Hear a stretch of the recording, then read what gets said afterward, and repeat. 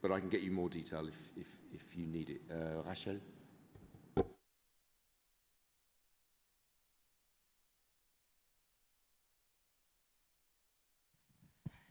Thanks, Mark. Hello, everybody. I will ask my question in French, if you don't mind. I've got two. La première, c'est sur le combiné nordique pour Pierre. Est-ce que le combiné nordique joue, je ne veux pas dire sa survie, mais sa prolongation au jeu sur le fait qu'il intègre les femmes? Et une question pour le comité d'organisation et aussi pour le CIO. Est-ce que vous pouvez réagir à toutes les manifestations qui ne semblent pas s'arrêter contre les Jeux, aussi bien à Milan que dans d'autres villes du nord de l'Italie? Merci beaucoup. Merci. I'll respond in English, so it might be easier. So yes, as we've already communicated, we are looking very extensively into Nordic combined. We understand the challenges that the current situation is creating for the athletes, and our commitment has been to entirely review the situation for both men and women after these games. It's something we communicated in our executive board in September in Milano, where we will use the data coming from these games to try and really understand what is the level of popularity, what is the level of universality of the sport, both on men and women, to make sure that we can then have all necessary information in hand to look into the sport and make a decision for 2030. Luca, if you want to answer about protests. Intanto buongiorno a tutti, vi do il benvenuto da parte dell'area comunicazione del comitato organizzatore. Mi sembrava doveroso e utile salutarvi. Per quanto riguarda le proteste a cui hai fatto riferimento, noi riteniamo che esattamente come i valori del CIO, lo sport sia un ambito anche di dialogo, di confronto. Il tutto però deve sempre comunque avvenire all'interno di un perimetro di rispetto, di confronto positivo. Tutto ciò che eccede questo periodo e finisce nella violenza o in manifestazioni che non rientrano nel comune dialogo non appartengono a questo mondo. Un ringraziamento va alle forze dell'ordine con cui c'è un dialogo continuo e perenne e a cui fa capo ovviamente la gestione di tutto il comparto di sicurezza. Yeah, and I don't have anything to add. I think we join ourselves with that comment too. Yeah, down here, Toshida.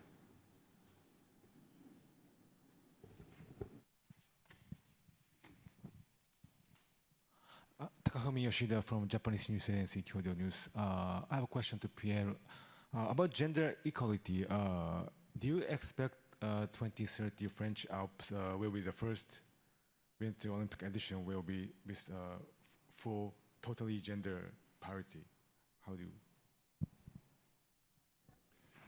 Thank you for the question. What we expect is to continue to work in that direction. As you understand, the quota of athletes in the context of the Games is a delicate matter. So if you have to better balance men and women, you also need to find the way to allow the decisions to be fair. So we are working already to try and understand the path that could exist to 50-50. But we are doing that very carefully in collaboration with the international federations to make sure that it's not just something we do artificially. We want to make sure it's a meaningful evolution of the program so that we can definitely aim at that 50-50. But we're working now with the international federation and the organizing committee of 2030 to be ready when comes the time in June. Okay, let's go over here. Yeah, let's have our FRZ and then we'll gentleman there. Yeah. Christoph Becker, Frankfurter Allgemeine Zeitung. I've got two questions with regard to the participation of Israeli athletes. One is a more general one, referring back to the opening ceremony. Were there any particular security measures in place as to, let's say, catch some form of protest from spectators with, I don't know, banners or something at the gates of the stadium? So was there any particular security for this? And then secondly, I just heard that there was a theft in the lodgings of Israeli bobsledder AJ Edelman. Do you have any information on that? A, where does he stay in Cortina? Does he stay in the Olympic Village there, or does he stay somewhere else? And B, are there any details known yet if this was let's say petty crime, or if there is anything more to it? Thanks. So on your more general question, I mean, obviously our job is to create an atmosphere of celebration where people feel safe. That's not our job, actually. That feeling safe is the job of the authorities. I won't comment, and you wouldn't expect me to comment on security issues. But obviously, we hope that opening ceremony can be presented in the way that people can enjoy it and celebrate it. And the athletes are here, obviously, to compete, and they need our support. On the more general issue, I understand, but I'll just pass to Luca, I think, but I understand that this was in a pre-games lodging, and therefore was not within our zone. But obviously, the most important thing is to say that we send our kind of support to them. We understand these terrible things do happen, and we will do all we can. If they need any help, we'll obviously do that. But Luca, I don't know if you have any more details on that one. Sì, nulla da aggiungere rispetto a quello che ha detto Mark. È un fatto, da quello che ci risulta, accaduto prima dei giochi, quindi non di nostra competenza.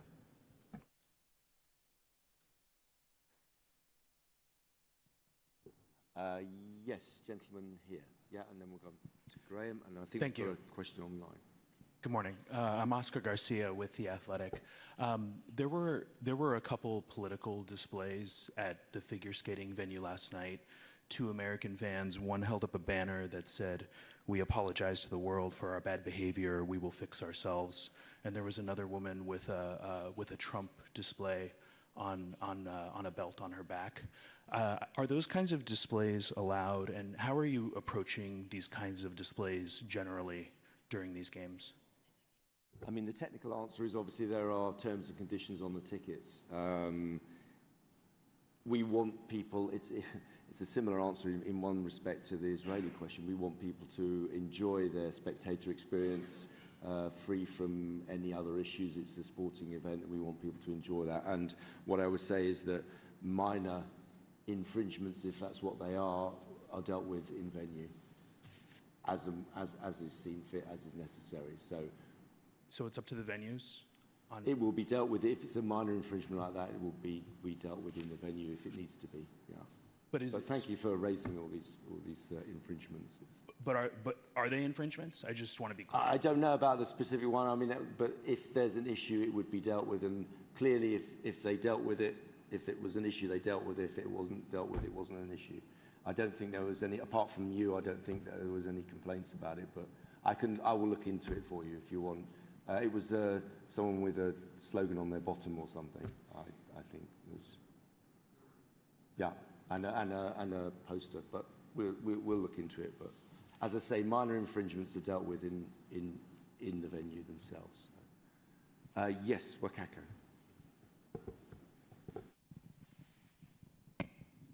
Thank you. Wakako Yuki from Yomiuri Shimbun. Two questions to Pierre. First one is actually follow-up to Rachel's, Nordic combined.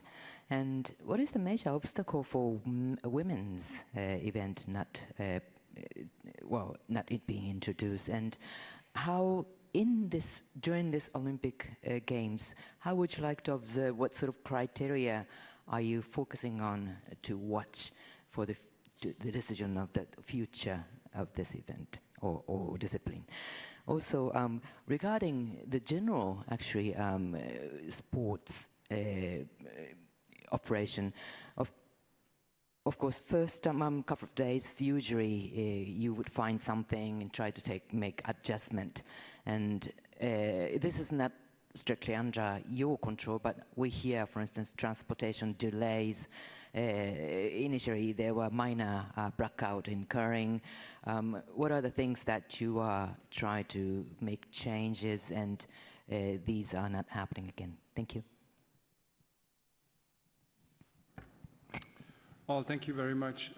When it comes to Nordic combined, I think we look at it in a way that these games will provide us a lot of information.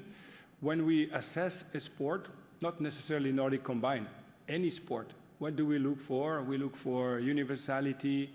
We look for a spread of excellence at the top. We look for, is this sport being watched in the games, outside the games? There's a lot of elements that are being used, which, again, are not specific to Nordic Combined. We apply the exact same criteria to all sports.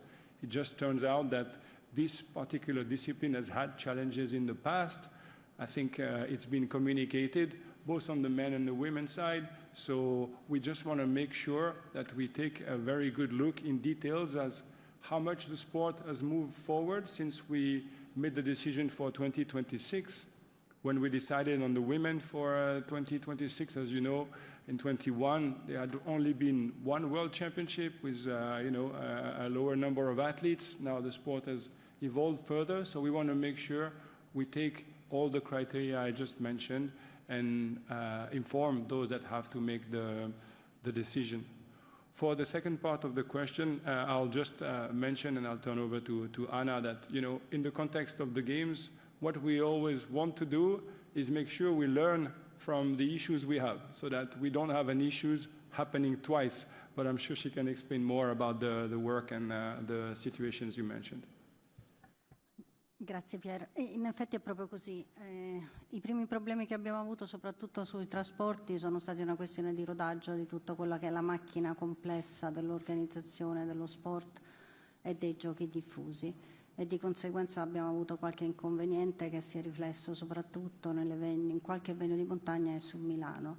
Ora il sistema è andato a sistema, perdonate il gioco di parole, e pensiamo di non aver più, speriamo e auspichiamo di non avere più problemi di questo genere. Per quanto riguarda il blackout, siamo andati subito al riparo per quella che è possibili situazioni difficili con l'energia e siamo andati a un resetting venue per venue di quella che è la situazione energetica per evitare che quello che è successo nella prima gara di curling a Cortina si possa ripresentare in altre gare e stiamo continuando a monitorare e a procedere con la revisione di tutto il comparto nelle notti prima delle competizioni. Okay, we have a question from the mountains online. Thanks. Yeah, this is from Sarah Levitt at Canadian Broadcasting Services, and she wants a general overview of the technology and then more specifically on the drones and the ones that are filming the athletes in the first person. On the one hand, she asks, they create beautiful panoramic views, and yet some of the athletes have also complained about noise issues. So what's your response to that point as well?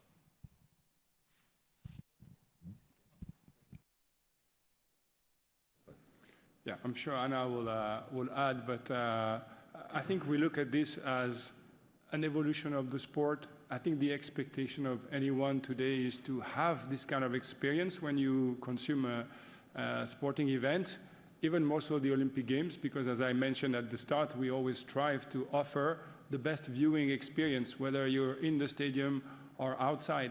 So this is the expectation today. We believe, in collaboration with the International Federation, that the drone do not impact significantly the experience of the athletes. We've looked into it to make sure that it doesn't. Maybe some people are more sensitive than others, obviously, but we're trying to make sure that the way we improve the broadcast of the games is certainly not an obstacle to the performance of the athletes, but that's an ongoing conversation every time with the athletes community, with the International Federation. But Anna, maybe you want to add something? Ma no Pierre, penso che tu abbia detto tutto. Sicuramente abbiamo testato i droni prima dell'utilizzo in tutte le occasioni che abbiamo avuto, nelle diverse test event che abbiamo fatto, e abbiamo valutato, anche sentendo appunto la comunità degli atleti, che l'impatto non fosse sulla loro performance e non desse fastidio in alcun modo a quello che avvengono. Poi, come dice giustamente Pierre, le situazioni sono differenti da atleta a atleta e anche dalla sensibilità di affrontare la gara olimpica con una novità, ma al momento non abbiamo avuto nessuna lamentela che ci possa far considerare il non utilizzo dei droni per le riprese. Thanks, Anna. And I should say Yannis, our head of OBS director, will be here to talk about all of those things, new technologies and so on that we're using in innovations. I'm not sure which day, but we will let you know. Okay, let's go to Graham from AP. Thank you very much, Mark. Just picking up on the protests. On the day of the vote 7 years ago, one of the main reasons given by the IOC for why Milan won over Stockholm was that public support was better, that people didn't want it enough in Sweden, and in Milan they did. And so obviously the optics of protests and tear gassing on the first Saturdays, not ideal. Has that surprised you to see these protests? Do you think it's a sign of some kind of deeper discontent, or just a regular feature of the games and something that's just going to happen on Saturdays this month? I'm not an expert on the Italian political scene, so I won't attempt to give you an answer to that. I mean, I think from our point of view, peaceful protest is entirely legitimate in many countries of the world, and we draw a line, as we said earlier on, at violence. Well, that has no place at the Olympic Games. But I think it's very much something that's apart from I honestly don't know how many protesters there were and so on, but I think we just need to get on with the Games, which will, spread a strong message of unity and peace to the world, which I think is very important at this moment in time. Much more to say than that, Graham, I think. Okay, yeah, gentleman at the back. I think we're coming to an end slowly. Sorry, I apologize if this question has already been asked before. The Russian figure skating coach, Tutberidze, is here with them, and she is accredited by the Georgian team. Witold Banka, some days ago, said that he feels not comfortable seeing her here because of this scandal 4 years ago. What does the IOC think about this? Do you feel comfortable that she's here or not? Or how are your comments on this? Yeah, I mean, comfortable, not comfortable, it doesn't, for me, is not so important an issue whether I'm comfortable or not. But I think in that case, as far as I understand, and WADA have dealt with it to a certain extent, but I'm not going to speculate on details, but there was an investigation at the time, there were no issues found that could be actioned. And since then, I think, as WADA have explained, they have strengthened their entourage investigations and so on around athletes. But you need if you're going to take action against someone, you need some evidence to take that action. And from what I understand, there isn't any. So not much more to add. Yeah, gentleman there. Yannick Schneider from ZDF Germany. In addition to the prior question, it was heard and written that it was geopolitical reasons that the investigation couldn't take part in Russia so much with the coach Tutberidze. So I wonder if the IOC is interested in another investigation, maybe, so that independent investigators could enter to Russia. Thank you. I think that's a question best directed to WADA, because they're the responsible organisation for that, any investigation. Okay, I think some people... Oh, no, okay, we're going to go around again. Some people don't want to watch the skiing, so we're going to... Tariq, clearly not a ski fan, and then we'll go off to the right here. Yes, Tariq. We're going to keep you here so you miss the entire event, Mark. That's the plan. Can I ask about Kirsty Coventry's meeting with... sorry if it's been asked earlier, I don't know. With Vance and Rubio, and they've been here. Kirsty's not travelled as often as some other sports federations and embraced the Trump administration like some other ones. What is her? Is that your ski alarm?